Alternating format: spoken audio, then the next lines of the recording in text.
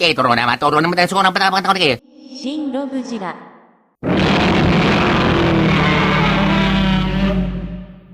SHMA Shin Godzilla ORTHOchromatic version will be standing over 7 inches tall going by his head, and over 11 inches tall going by his other head. Moving on over into articulation, I really don't have anything new to add to the conversation overall. This is the exact same figure we got, I don't even know how many times now. Only major updates being probably some joint tolerance issues that I'm told the night color version had, especially in the arms. Everything works as it's supposed to. Everything is ball jointian in nature. I wasn't really met with anything that would make me raise an eyebrow or scream and run 35 miles to go tell my mom. Nah, the figure works perfectly fine. It does everything my reissue Shin did and everything my frozen Shin did, except nothing falls off and nothing's loose, which is very much the hypey hypes. It's weird because I've talked about this figure by and large, this will be the 3rd time now, and somehow I forget just how articulated it is, likely because I don't like touching my reissue Shin or my frozen Shin at this point. So getting this guy in, it was kind of like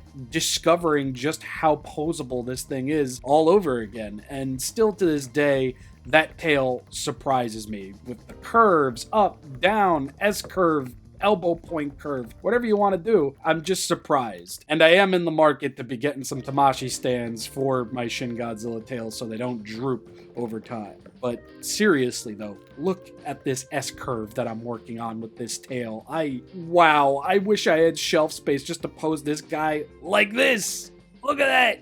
It's fire. I love it. And posability wise, there's not much else for me to add either. OREOchromatic Shin Boy over here is exactly as his prior releases are, just with a new coat of paint. I am, however, very surprised at the tail overall. The days since receiving this thing and messing around with it, the tail hasn't given out once. Nothing's popped off either, which I'm very surprised with. I'm a bit of an idiot when it comes to posing my Shin Godzilla tails. I always over-rock the Casbah, so to speak. But with this guy, the tail hasn't popped off once.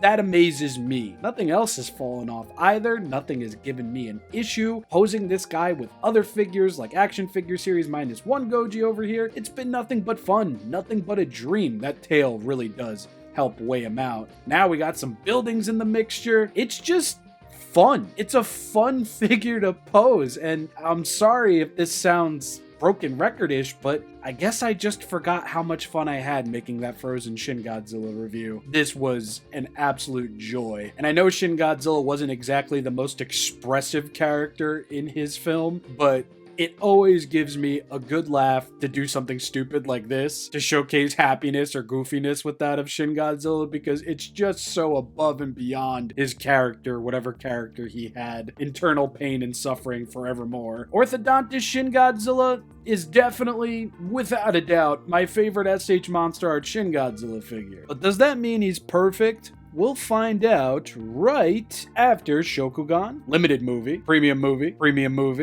King, HG, Finger Puppets, Action Figure Series, soon, Smallish, S.H.MonsterArts, Tallish, S.H.MonsterArts, soon, Super 7 Toho Ultimates Not Trendmasters Color Version Space Godzilla, and my Shin Boys. I've got triplets now! And now we can take a look at Shin Godzilla Ortho Existential Crisis's box, and that image on the front is always gonna get a giggle out of me. I love that this box isn't so massive this time. So thank you for that, Bandai, and thank you for that front image, because always gonna giggle. Now we can finally discuss what makes OREOchromatic Shin Godzilla so OREOchromatic. So finally, my hopes and dreams were answered, and Bandai finally gave us a Shin Godzilla with a matte paint job. Starting at Shin Godzilla's feet, his toenails are going to be painted, and I do mean all of them. The vestigial ones and then some. Yes, all of them. No, that is not paint drip or goop. This is canon event extra toes. From those toes, bars. Moving into Shin Godzilla's legs, I thought that I had spied like a light dusting of gray on his legs, but I think that just might be a glare. Because in other areas where there actually is a light dusting of gray, like up here, it's actually a lot more noticeable. And I'm not exactly bummed out about it, but it would have been nice to see some kind of gray on those thighs. Just a little bit. But hey, from these voluptuous thighs into his crotch moving into his torso, we can see Shin Godzilla's poorly bandaged opened wound of a chest. Absolutely and beautifully highlighted by white and gray paint. This is awesome. I love how this looks. This is something that I did enjoy on the ORTHOchromatic movie monster series releases, but here it just feels so much better. And I love the way the color fall off looks. It turns from a vibrant white to a dull gray back into black. It's perfect. It's beautiful. And for $160, it damn well better be. I love how the chest turned out on OREOchromatic Shin, and I couldn't be any happier. Especially so since you get to see a lot of those details highlighted in a way that doesn't look bad. And speaking of spare, let's take a look at Shin Godzilla's palms. Overall, I do feel that Shin Godzilla's claws are rather well done on this release, but it's those little white dots I really want to talk about. And no, it's not just drippy spare paint. These are indeed the tips of those vestigial fingernails on Shin Godzilla's palms, which is canon, which is real. They are painted, and yes, at first they might look a bit like messy paint application remnants, but they're here. The way I see it being, if you're going to paint the extra toes, paint the extra fingernails. And I'm not going to sit here and tell you that it's the second coming of hand-painted Bandai Jesusness, but they exist. They're there. They're done very well, and there isn't actually any stray paint in or around them, so very nice. And now, there's a lot to look at, but we're going to focus on these gills over here. I like that they're an off gray. I like that they're brighter than the base color, but not as bright as some of the whites get on this figure. It does enough to communicate that there's something going on there. It's not part of the cooler parts, temperature-wise, of his body, and I think they did a great job with it. We will see a bit of excess paint going on over here, and that is perfectly fine, because it still doesn't look like that terrible reissue figure they released that I still don't like, even though I am much more accepting of S.H.MonsterArts these days. Now let's take a look at Shin Godzilla's mug, which is a point of contention for a lot of people, regardless of releases, save for the frozen version. I think the teeth are painted up decently, the eye is nice and white, and it's got that tiny little black pupil there. And for the most part, I think this is pretty good. The white paint for the teeth is a bit on the gooped out side, but man, look at my pinky compared to those teeth. Those are some tiny things to be painting. And regardless of how we all feel, this is still a mass-produced product, so,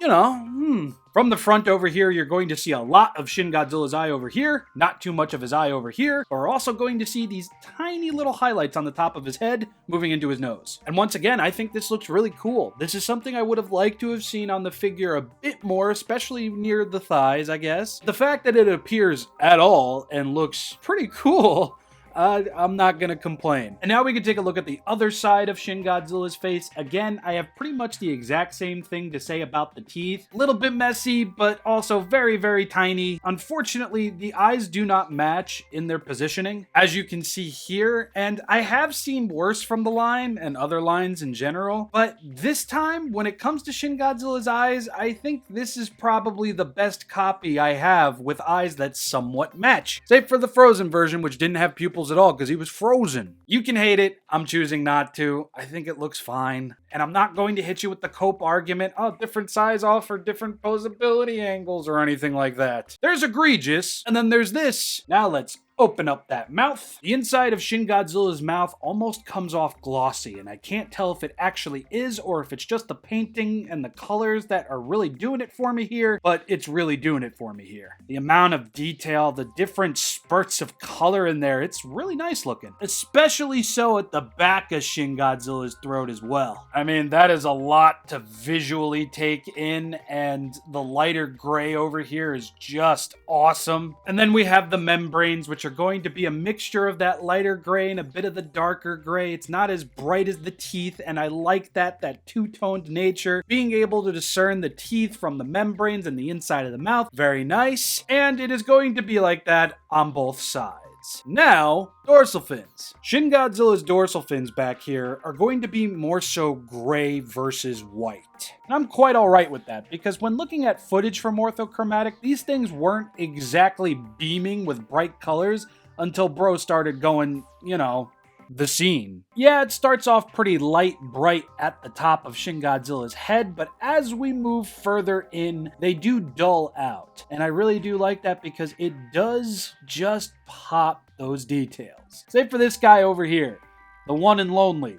Bro didn't get nothing on this side. On the opposing side, all the dorsal fins got a healthy amount of color. They all look fantastic, including one and lonely over here, who is actually painted on this side. And now we can move into the overall color that's going to be going on Shin Godzilla's back, and it's going to be more of that powdery milk white. And from the base of the tail, moving into the various pieces of Shin Godzilla's back, I'm happy to report that it all actually matches. Positively, no instances of multicolored back pieces, at least until we get to the neck over here, which is a bit darker than the rest and doesn't appear fully painted on this side. Yeah, going from that to that, it's a tiny bit of a jump, and I'm only mentioning it now because I don't want people using it as like a gotcha moment in the comments. It's like, I know it's there. I've commented on it. There it is. Recognition. Moving on over into the tail, you're going to see more of that powdery milk looking color, and it's mostly going to remain entirely consistent to that colorway all the way to the tip of the tail. And yeah, I think it looks awesome. I think they did a pretty damn good job. Now let's talk about the tip of the tail. What I love about the tip of the tail is that it starts off black, morphs into a gray, and then becomes way white right at the face. Is that fucking white face? Yes, indeed it is, but I just love how Bandai handled the color on this part, focusing on the higher end whites when it comes to the face, and then adopting a darker gray tone before it becomes just jet black. I like that. That's a fun little painted on detail that really caught my eye with the unboxing. It's not something I really noticed in the photos either, but wow, I dig that. I love it. And it just goes to show that at least with this figure, it was thought out. It was planned. And I think they executed it pretty damn well. Yeah, there's a tiny bit of a scratch on there. But that kind of works out pretty well for me because now I can segue into the next point of this part of the review by showing you the photos that the articulation series showed me and led me to picking this particular copy. So the articulation series has a much better setup than I do. The lighting, the background, and everything. So I was able to see quite a lot of what was going on with this figure before I even got a hold of it. Something that I wish we could do in general all the time. So yeah, I was aware of that one dorsal fin not being fully painted. I was aware, but somehow forgot that the extra toes were going to be painted. And somehow I didn't look at the tip of the tail and notice that it was going to be three-toned color. Michael of the Articulation series has been doing these variant comparisons to show people how they differ from copy to copy, furthering along the fact that these things are hand-painted, which I forget rather often, or at least the closest thing to hand-painted we could get. And the big selling point for me when looking at Michael's photos was honestly just the eyes, but I was taking heed of the claws, of the teeth and everything, and yeah, I kind of got mesmerized by the titty paint too.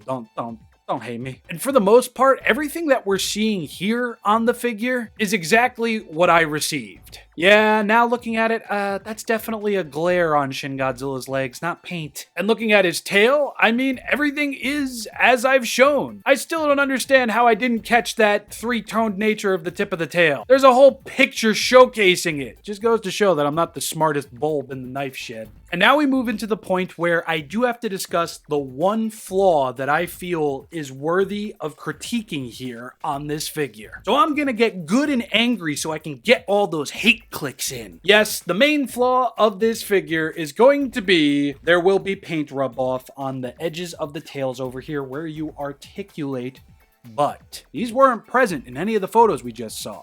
Maybe one on the opposing side, but as far as I'm concerned, all this little baby damage going on here, it's all because of me. I was hitting them ball joints a little too hard when I was doing the posability shots and the thumbnail shots, and this is entirely, mostly, my fault. It never really did occur to me that maybe a matte paint job on a figure covered in ball joints where the parts are going to rub up against one another might lead to some scratching. So yes, as I went about posing it, I kept seeing these spots popping up and I thought, maybe that was just an assembly error. No, it's all me. And with certain areas, I kind of feel like an idiot because it's like, Rob, you really should have seen that coming. But you know what? I didn't. Plus, I had to get nice and close to the tail to showcase just the grays on the edges over here. Intentional paint application genius. Thank you, Bandai. But as you can see, the scratches on the paint, they're really not all that noticeable from far away. So I am going to have to include a bit of an idiot warning with orthochromatic Shin Godzilla. Don't be like me. Be a bit gentler on the tail. But overall, guys, gals, I'm standing true to my word. This is my favorite S.H.MonsterArts Shin Godzilla figure. The paint job is nice and simple. It's dark, it's not overly glossy that makes the figure look like a wet, soggy scab skittering across the surface of a public pool. Ew. And overall, OREOchromatic Shin Godzilla brings a whole new level of presence to my Shin Godzilla shelf that he's not even going to fit on. What I'm trying to say is, I like this figure. I love this figure. Flaws and all. Flaws in the design and flaws in my handling of it. I really couldn't be happier. And I enjoy it to such an extent that it might be in my top 20 favorite figures of 2024 coming out next week. I have been Shin Robjira. I do so hope you all enjoyed my review, and I want to leave you all with this little morsel of information. It might be obvious to some, it might not be so obvious to others. Don't feel shame in picking up figures that the fandom on social media at large feel the need to shame people into even considering a purchase. Because for one thing, it's none of their goddamn business, because it's just them getting mad at you for buying something that they're not, and that just comes off as slightly pathetic. And I realized that in the past I was extremely hard on S.H.MonsterArts, but when people give you information and you actually listen and they know what they're talking about, it puts a lot of things into perspective, and it makes you appreciate things more. So I love orthochromatic Shin Godzilla, and I appreciate him just as much. I love him, but more importantly, I like him. Anyway, peace out, everybody. Enjoy your weekend.